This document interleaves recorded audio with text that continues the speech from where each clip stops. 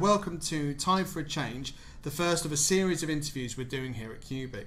So today we've got Danielle Cahill, who's our Head of Operations here at Cubic, so welcome. So firstly, I'd like to for you to tell us a little bit about your background and how you got into finance. Well, Daniel, I studied commerce and Italian and specialised in accountancy. After that, I went to Deloitte, where I worked for 4 years and qualified as a chartered accountant. Following on from that, I myself found it was time for a change and move across to the UK, where I started looking for an accountancy role in London. I was always very interested in architecture and interior design, so it kind of drew me to this industry as such. And therefore I found a role as a project and management accountant in an architect's practice in London. This bridged my interests with my skills and qualifications. Okay, so yeah, we're quite interested to tell us a little bit more about the practice you worked for and what your role was within this practice. Well, it was a large UK-based practice with approximately 200 staff. They had 10 offices, one of which was international, and generally had 1,000 projects open at any stage. The role itself was to introduce processes and efficiencies to actively manage their large and growing portfolio. Okay, so I know that you went from here to then work for a much smaller practice that was only about 25 strong. Yeah, exactly. So I moved across after almost 3 years with this practice. I moved to a smaller design practice with about 25 people, and worked there as well, managing their portfolio and their projects. Okay, so you've worked in the position you've worked in at both ends of the scale, and were tasked with selecting a practice management system at both areas. Okay, so this takes us on quite nicely to our next slide, which is time for a change. So Danielle, perhaps you could expand out a bit as to the reasons why people start to look for new practice management systems. Okay, well, I guess it's for a number of reasons, really.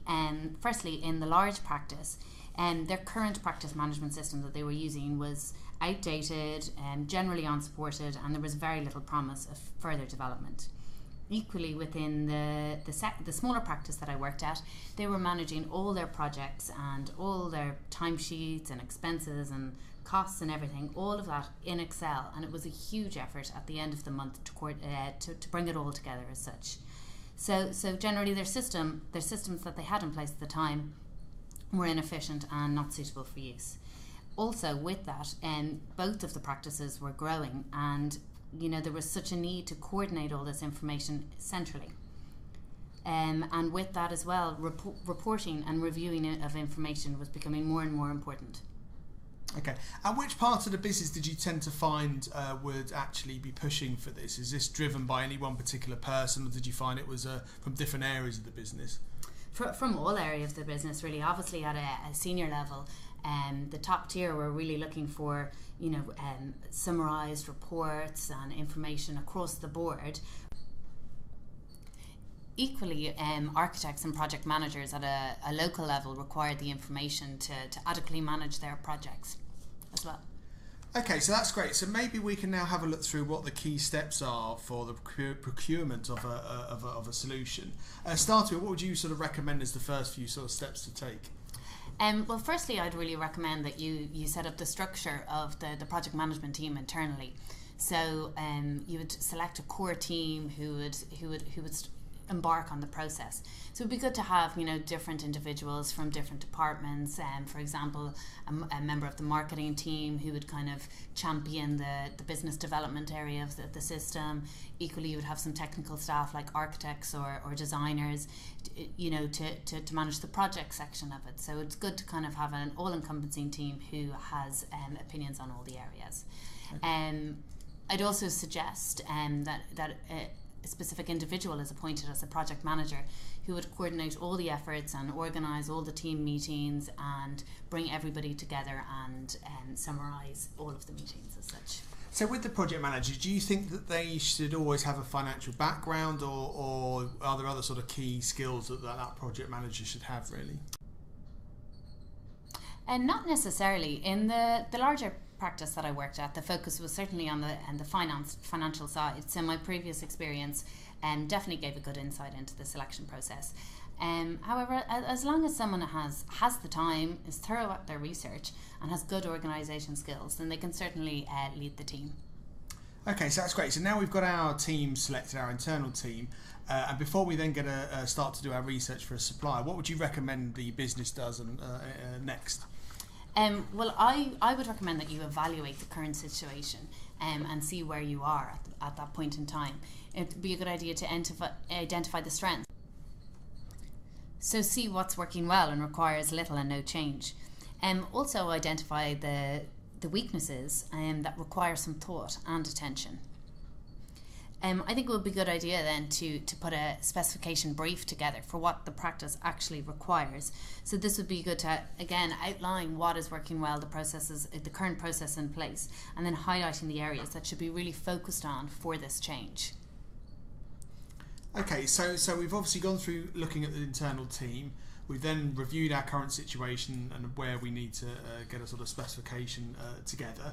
So now we're going to start to research for some suppliers. So what's your sort of next steps after that? Yeah, so we just went out and researched the marketplace. Essentially, we did some online searches to gather who were the core suppliers in the particular area. And then I also talked to industry peers and got some advice on what people were currently using or what they had heard about in the marketplace as well. Okay, so how many people were in the shortlist eventually? We got it down to, initially I think we saw around 10 software products online or that we had gathered initial research for, and we got it down to 6 potential suppliers. From then we embarked on some online demonstrations and initially engaged with the suppliers. After those initial online demonstrations, we narrowed it down to, I think, 3 suppliers, and we invited them into the practice to give a demonstration to the core team. In advance of this, we issued the specification brief to the core team, and we had kind of outlined all of the areas and the requirements that we needed, and we did actually group them into must-haves and nice to have. So it was things that we needed, we knew we couldn't live without as such, and then the nice to haves were kind of benefits that would would essentially be a nice thing to have. Obviously, this ranking is quite a good concept. Did you find it really worked well with trying to, obviously starting with 10 is a big number to start with, so did you find it helped to get that number down? Yes, I mean, I think with our specification brief that we had initially, we did use it for getting it down from 6 suppliers to 3 suppliers. And then when we had actually the demonstrations on site, we gave the same ranking cards to all of the core team. I mean, there's a lot to take in those demonstrations, and there's a lot of unique features that some of the software, the practice management software has, and it's good to note that in these scorecards, so that when you're looking back at them, you can compare them and decide which one kind of stands out from the crowd as such. So it was definitely useful to score and rank them during the demonstrations. So when you initially embarked on this process of looking for a supplier, were the suppliers all very similar, or did you go for a range of different type of suppliers? Well, initially when we had it down to our shortlist of 6 potential suppliers, it was across a broad range of the spectrum, really. We had a very small small company kind of offering a practice management solution, which was very centralised around Excel spreadsheets. So this was quite a light touch option. Then we had a few kind of middle of the range from UK sellers, and then we even looked internationally and had one large practice management software that comes from the US. But essentially, when we got down to kind of the 3 core teams, our specific, our kind of requirements aligned, and we had a clearer focus at this stage. Okay, so once you got it down to these last remaining 3, did you then organise a sort of reference site visit to see? Yes, for each of the 3 suppliers that we had it down to, I think we went out on a reference site, a visit to their practice for 2 of them, and we actually sat with a member of their team who showed us how the system worked in practice. We found this really valuable because it was a proper insight and real live feedback, and then equally we also, I think, had one telephone conversation for the other one. Yeah, and so did you find that the actual site visit really helped you decide on which way you were going to go from that visit? Yeah, absolutely. It was completely impartial feedback. So they gave us very honest opinions on how the system worked for them, and then equally, how the supplier's team managed the product. So how the support services were, how the implementation process went, and then equally how the development plan of the software was going, and if it was if they were constantly improving and updating the software to bring it to... That's a good point, because obviously you can obviously get very focused on the features that the software provides, but implementation and support are a big part of the whole package. So you did actually spend time understanding how the implementation process would work, and then obviously how their support teams worked. Yes, I mean, absolutely. This would have been the key kind of questions and the information we were trying to gather at those reference site visits, because we had seen the features of the software and we knew what the system could do. We just really wanted to see how the people behind the software worked, and whether the implementation process ran smoothly, and equally how the support was throughout the year.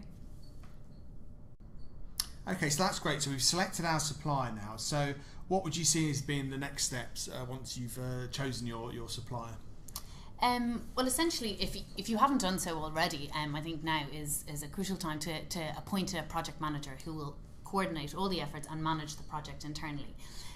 Equally, it's good to have a core team in place, a project implementation team. Now, this may differ from the selection team due to kind of the nature of their roles or who you want involved to actually implement the product.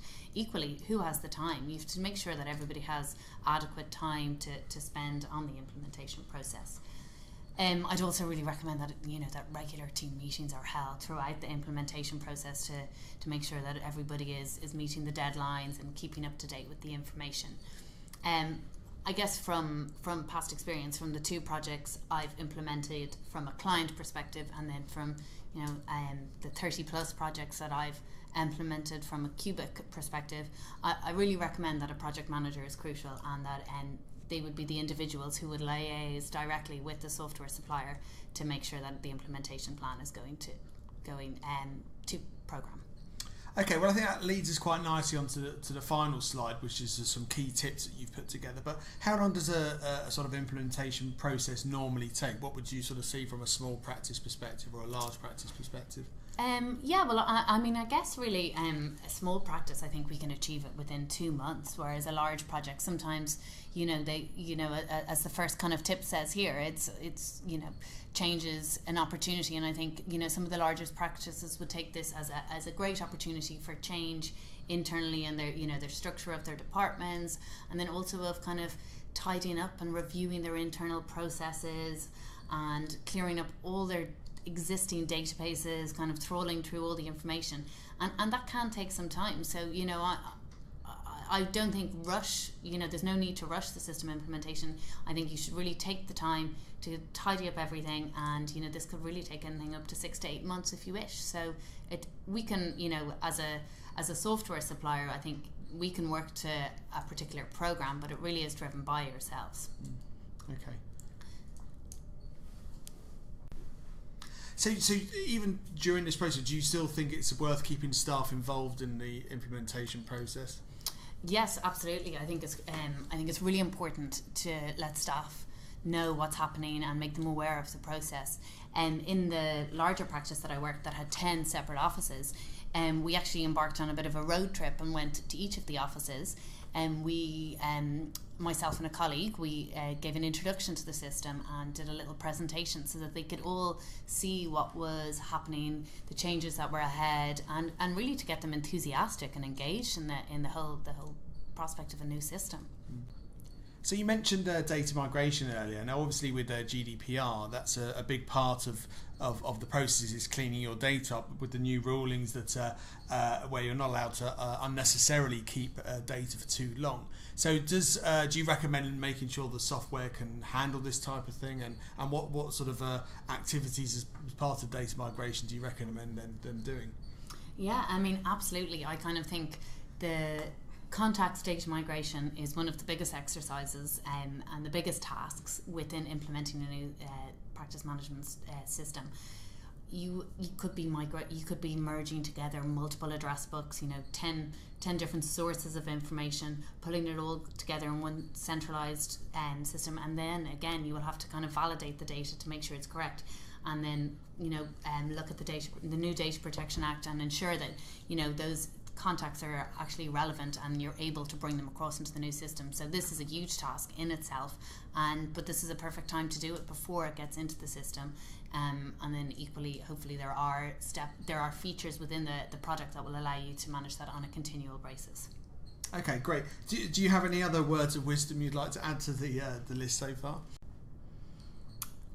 Yes, I guess really just to ensure that you set adequate time aside and be realistic about the milestones and deadlines throughout the implementation. It's really important that you're aware that every key milestone has a knock-on effect, and you want to be really thorough and make sure that you meet each of them and you're happy with how you've completed them by that stage. And I guess really just enjoy this opportunity for change. Okay, brilliant. Well, thank you very much for your time, Danielle. That's been excellent.